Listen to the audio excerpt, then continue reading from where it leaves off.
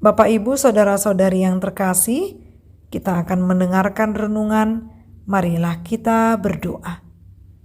Kasih karunia dan damai sejahtera dari Allah Bapa kita dan dari anaknya Tuhan Yesus Kristus menyertai kamu. Amin.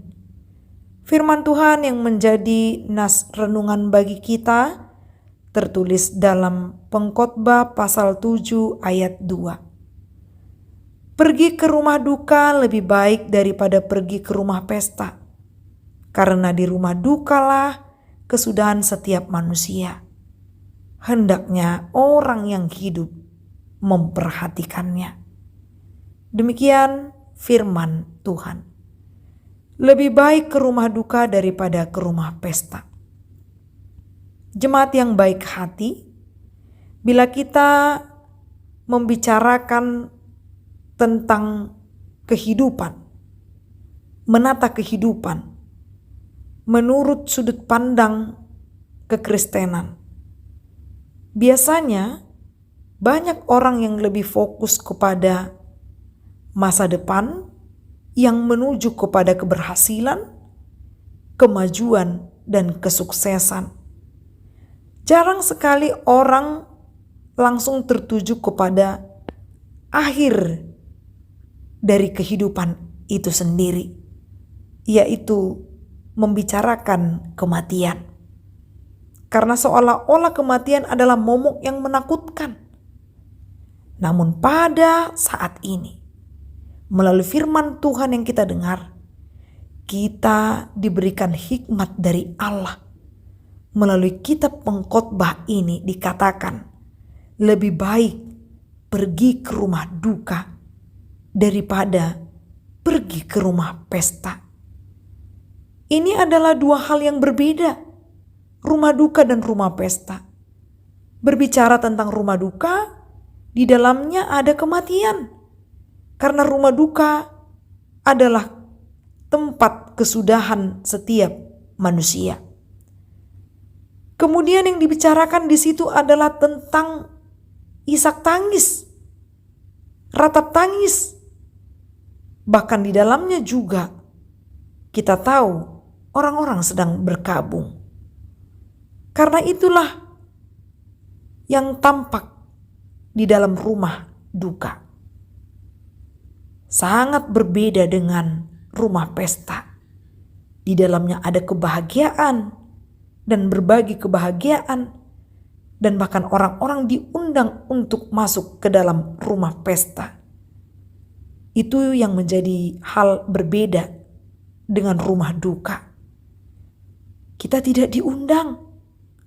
Tapi karena kita memakai kacamata kekristenan kita, maka kita diajak untuk mau saling memperhatikan.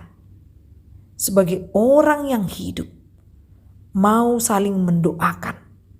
Sebagai orang yang hidup, kita diminta untuk saling memberi penguatan dan penghiburan kepada orang yang sedang meratap tangis karena perpisahan dari kematian itu sendiri. Kita yang masih hidup bersama-sama bergandengan tangan untuk tolong menolong, menguatkan orang yang sedang hancur hati dan pikirannya karena ditinggalkan orang yang dikasihinya.